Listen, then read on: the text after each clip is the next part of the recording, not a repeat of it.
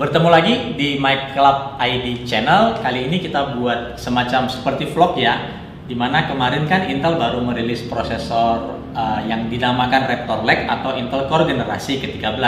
Nah kebetulan ini berantakan ya, di depan kita ini ada beberapa peripheral yang kami gunakan untuk percobaan sebenarnya, untuk melihat bagaimana sih kalau prosesor terkencang dari Intel saat ini kita padankan dengan kartu grafis terkencang dari Nvidia, yaitu GeForce RTX 4090 di casing mini ITX.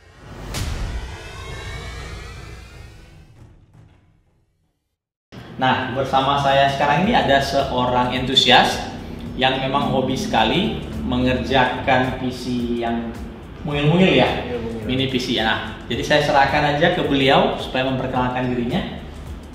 Halo, saya Chris dan saya memang hobi di ngoprek mini PC, dan tadi itu kita udah mencoba dengan menggunakan kabel ini 12 VHPWR yang bisa langsung dicolok ke power supply. Tadi kita menggunakan PMD. Bentar, biasa ambil PMD-nya.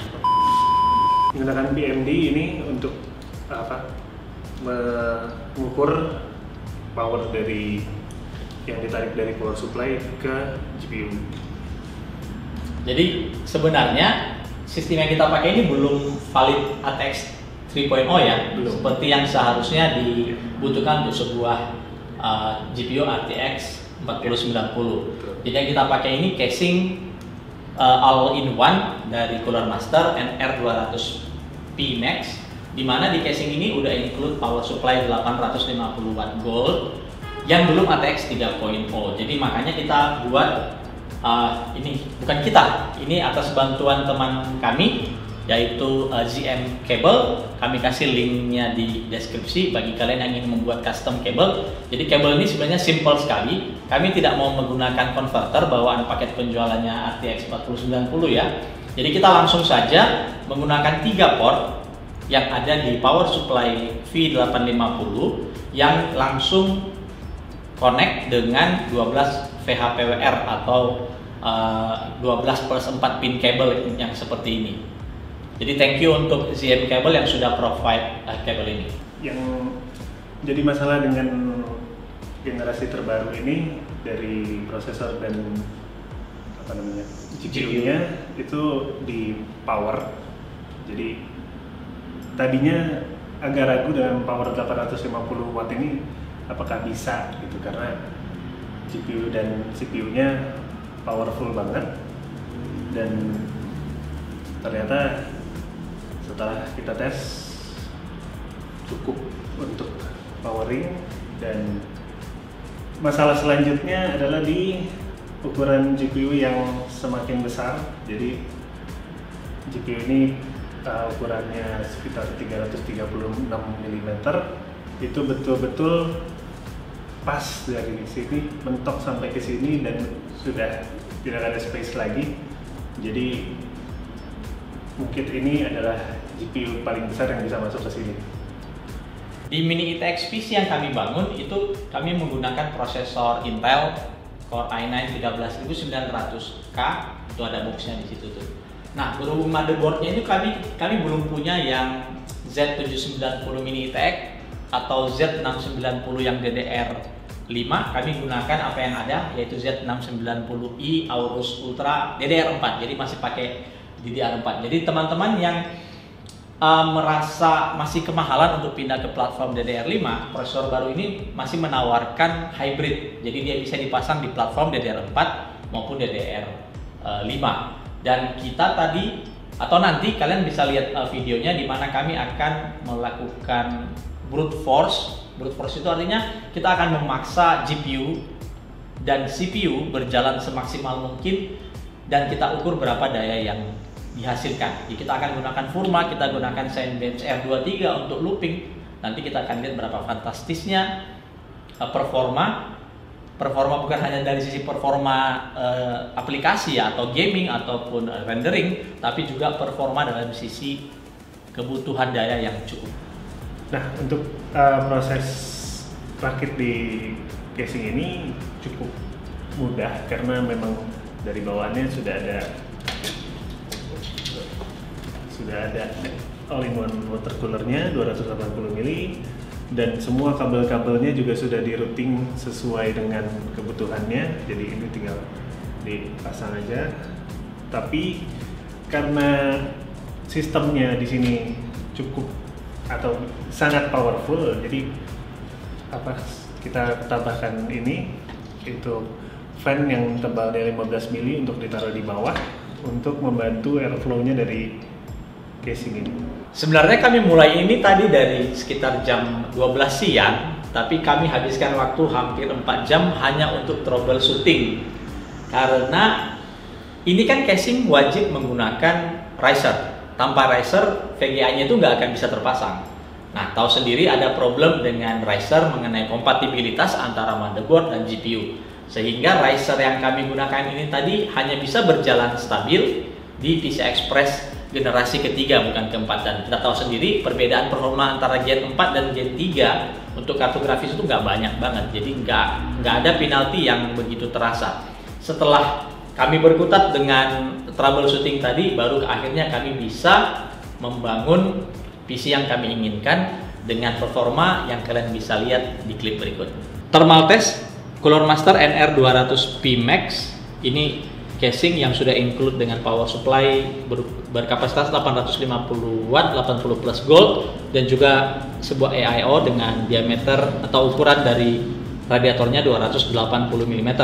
Sini kita tes udara keluar saat ini ada di angka sekitar 43 derajat dengan ambient temperaturnya yang paling atas itu di 22 derajat. Ini udara yang keluar. Dan ini kita masih buka bagian depannya karena kita mau menggunakan PMD untuk mengukur total watt yang dipakai. Dan kalau teman-teman mau lihat, sekarang total watt yang dipakai itu ya naik turun karena sandbench di belakang juga berjalan. Kadang dia looping, kalau dia looping dia akan turun. Jadi bisa mencapai hingga 700-an watt ya. Lalu kalau kita lihat tegangan dari si power supply sendiri, ini power supply-nya menderita sekali karena kapasitas yang harus dia berikan itu sudah mencapai hampir 90%. Tegangan 12 volt di bagian CPU itu mencapai 11,7. Sedangkan kalau kita lihat di bagian GPU ini 11,87. Ya, prosesor yang kita pakai Core i9 13900K. Ini berjalan dengan frekuensi yang maksimum ya. Ya, di sini bisa dilihat frekuensinya maksimum dan sudah mencapai DJ max-nya di 100 hampir 102 derajat Celcius. Ini tidak pakai power limit. Dan kalau kita perhatikan CPU package powernya itu mencapai 350 watt untuk prosesor saja. Kalau kita lihat VGA, kartu grafis yang kita pakai, ini tegangannya juga hampir sama dengan pengukuran yang dihasilkan oleh multimeter kami di angka 11,8, 11,9. Dan temperatur GPU-nya saat menjalankan format itu hanya ada di angka 60-an derajat saja. Satu hal yang terpenting dari sebuah sistem mini PC atau mini ITX adalah seperti apa thermal dan performanya. Kami melakukan simulasi dengan menjalankan 3D Mark Speedway Stress Test untuk memaksa GeForce RTX 4090 berjalan maksimum, dan juga untuk memaksa si prosesornya kami menggunakan AIDA System Stability Test, di mana kita pilih stress pada FPU yang akan membuat prosesor berjalan maksimum pada semua core dan thread, serta akan memaksa temperatur berjalan pada maksimumnya. Sekali lagi kami melakukan setting di sini dengan setting POR atau Plan on Record dari BIOS, dan juga melakukan offset minus 0,13 volt ya. Sehingga kami bisa sedikit ya menjaga dari temperatur prosesor tanpa harus banyak memotong performa dari si prosesornya itu sendiri. Sini terlihat temperatur memang pasti mencapai 100 derajat, bahkan bisa lebih. Tetapi kalau kita lihat frekuensi clocknya itu performanya masih tinggi. Di P-core itu ada 5,2 sampai 5,0, sedangkan di E-core ada di 4,1 sampai 4,2 GHz. Yang menarik di sini adalah temperatur output dari casing NR200P Max dalam kondisi tertutup itu ada di angka 48,5 derajat. Itu adalah hot air yang keluar di bagian atas casing yang kami pasang dengan type thermometer. Saat ini suhu ambien itu ada di sekitar 22 derajat Celcius. Dan yang hebatnya lagi, dengan simulasi dua aplikasi yang sangat membebani prosesor dan GPU, itu kita bisa lihat capaian dari konsumsi daya listrik itu mencapai angka 850 watt lebih. 850. Jadi ini sebuah kotak kecil yang bisa jadi pemanas ruangan sekaligus juga ya bisa digunakan untuk produktivitas atau game. Dalam game kami gunakan game God of War di sini. Tidak mengaktifkan DLSS, jadi pure restoration ya yang kita jalankan di game ini. GPU power mencapai angka 400-an.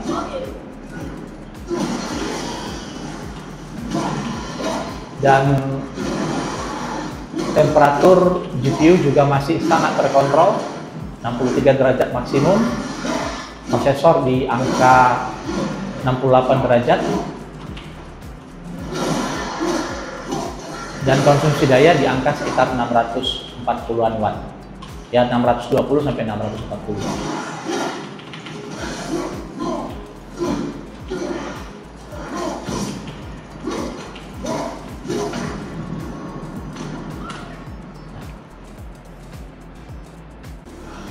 Di Cyberpunk yang sedang kami mainkan ini, kita melihat konsumsi untuk GPU-nya itu cuma sekitar 300 watt ya.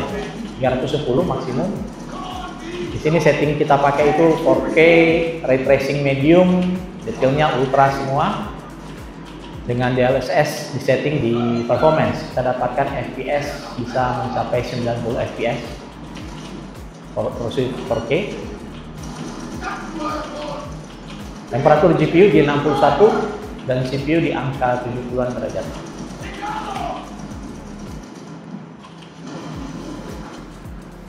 Nah, Chris, kenapa sih suka dengan platform mini PC atau mini ITX yang seperti ini? Kalau saya sih karena apa ya? Kalau kita udah bikin PC mahal-mahal terus nanti ditaruhnya di meja lain atau di bawah gitu, kayaknya sayang banget. Ya. Terus lebih portable juga, bisa dibawa kemana-mana.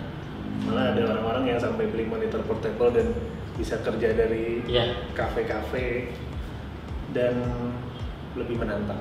Oh, ada tantangan sendiri ya. Merakinya itu ada seni sendiri.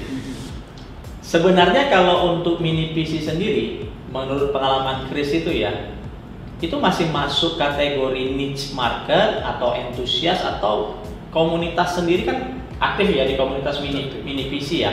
Sekarang seperti apa sih sebenarnya bisnis, yang kita ngomong bisnis ya, antusiasme konsumen untuk menggunakan mini PC ini, karena kan tingkat kesulitannya cukup tinggi. Kita harus mencocokin antara casing, panjang VGA, besaran motherboard, kemudian kemampuan pendingin yang kita pakai, power supply, apalagi power supply-nya umumnya harus pakai SFX atau SFXL ya. Bahkan ada yang pakai TFX yang lebih ekstrim lagi, yang lebih slim ya.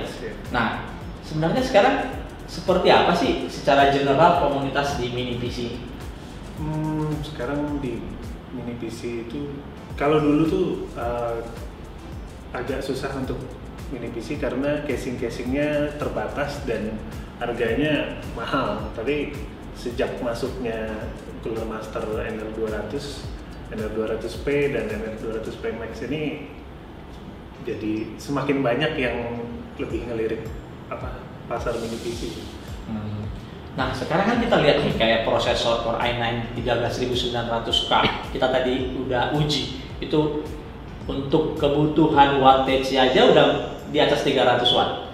Kartu grafis, ini tadi masih kita pakai yang versi 450 watt ya. Nggak kebayang kalau kita pakai versi yang 600 watt. Tantangannya kan semakin berat lagi untuk mencari padanan yang sesuai. Mulai bukan hanya soal ukuran, kita ngomong soal thermal yang harus dilakukan. Nah, menurut Chris sendiri, apakah wajar ya sekarang ada sebuah power supply SFX itu memiliki kapasitas di atas 1000 watt dengan sistem yang baru ini?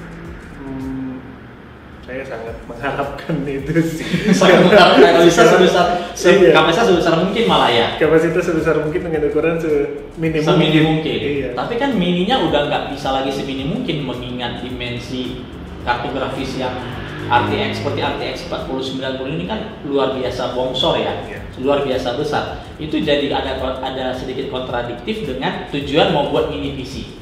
Jangan-jangan nanti PC-nya itu 80% isinya kartu grafis. Nah, menurut pendapat Chris sendiri ya, apa sih yang harus dilakukan oleh para vendor pembuat casing untuk bisa mengakomodasi kebutuhan entusias yang seperti ini? Sebetulnya sih kalau untuk entusias mini PC harus menyesuaikan sih. Vendor harus menyesuaikan dengan GPU-nya, lebih desain casingnya harus lebih ke GPU karena ini kan NR200 ini keluar waktu masih generasi 3000 RTX 3000 ya. Ya, jadi mungkin patokannya masih di RTX 3000. Jadi RTX 3000 itu semuanya masuk tanpa ada masalah ya. Nah, sekarang butuh yang lebih besar, mungkin bisa diperbesar sedikit dan mungkin space-nya juga jadi lebih muat motherboard yang MATX. Oh, micro ya, micro ATX atau mini micro DTX ya?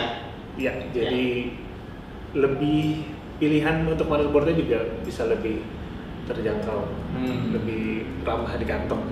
Ya, betul sih, di market Indonesia untuk pilihan casing mini PC sendiri, mini ITX ya, dengan ukuran motherboard 17 cm x 17 cm itu memang nggak banyak, nggak banyak saat ini.